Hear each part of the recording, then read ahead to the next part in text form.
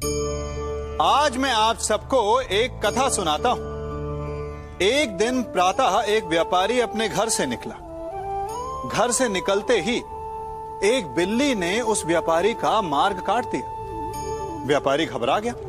वो फिर से घर लौट गया और शुभ घड़ी की प्रतीक्षा करने लगा।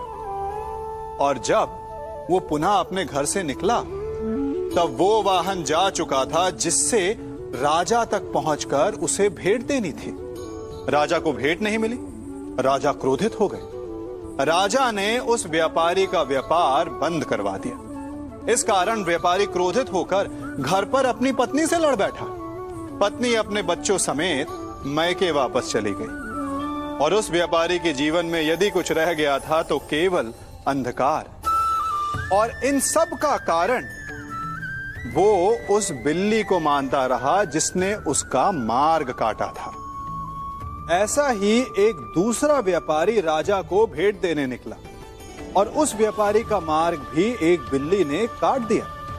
वो व्यापारी तनिक घबराया, परंतु उसने आगे बढ़ना अधिक उचित समझा। राजा तक वो समय पर पहुंचा। उसने राजा को भेंट की। राजा प्रसन्न हुए और राजा ने व्यापारी को अपना व्यापार बढ़ाने की अनुमति दी, स्वर्ण आभूषण दी।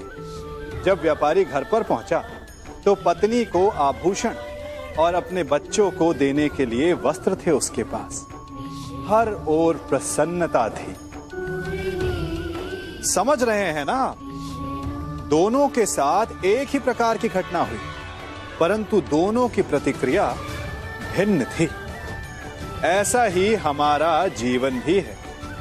हमारे जीवन में प्रारब्ध का अपना स्थान है, परंतु उससे कई अधिक महत्वपूर्ण हमारी प्रतिक्रिया, हमारे सोच का प्रभाव है, क्योंकि यही हमारे जीवन को आकार देते हैं। इसलिए अपनी सोच को सकारात्मक रखिए। आपका जीवन सदैव आनंदमय